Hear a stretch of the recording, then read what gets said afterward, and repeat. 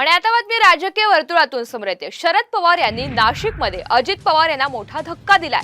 राष्ट्रवादी अजित पवार पक्षाचे नाशिकचे उपाध्यक्ष नानासाहेब महाले यांनी शरद पवार यांच्या पक्षात प्रवेश केला, तर अजून 100 जण हे शरद पवार यांना साथ देणार आहेत। आम्हाला कुठलाही गद्दार आमच्या आता पक्षात नकोय आणि विधानसभा निवडणुकीला 10 ते 12 जागा मागणार असल्याची भावना या पदाधिकाऱ्यांनी व्यक्त केली आहे। सोडचिठ्ठी देत आता अनेक राष्ट्रवादीचे पदाधिकारी शरद पवारांकडे पुन्हा परत आहेत। नाशिकचे अनेक पदाधिकारी या ठिकाणी गोविंदबागेत आपल्याला आलेलं पाहायला मिळतंय। आम्ही सगळे नाशिकचे आलोय। माझ्याबरोबर आमचे युवकचे प्रदेश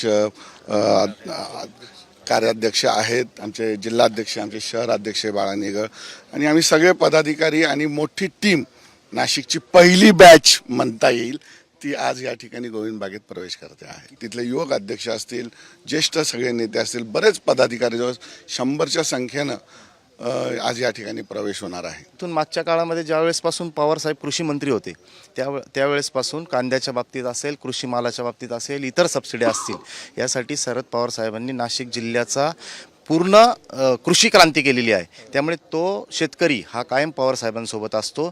नाशिक जिल्ह्यामध्ये 10 ते 12 जागांवर आमचा दावा आहे। त्यापैकी 10ची 10 जागा ह्या आमच्या निवडून येतील ही आम्हाला खात्री आहे। येत्या 19 तारखेला एक साहेबांचा निफाड तालुक्यात एक शेतकरी मेळावा आहे। त्या मेळाव्याच्या निमित्ताने एक निफाड विधानसभेमध्ये सुद्धा एक चांगलं वातावरण होऊन आणि निफाड विधानसभेतील सुद्धा साहेबांवर प्रेम करणारे, साहेबांना मानणारे एक मोठ्या संख्येने त्या दिवशी देखील प्रवेश होणार आहे। महाराष्ट्रातील सर्व बातम्यांचे विश्वासार्ह व्यासपीठ, सकाळच्या सर्व सोशल मीडिया प्लॅटफॉर्मला लाईक, फॉलो आणि सबस्क्राईब करा। तसंच सर्व नोटिफिकेशनसाठी बेल आयकॉन प्रेस करायला विसरू नका।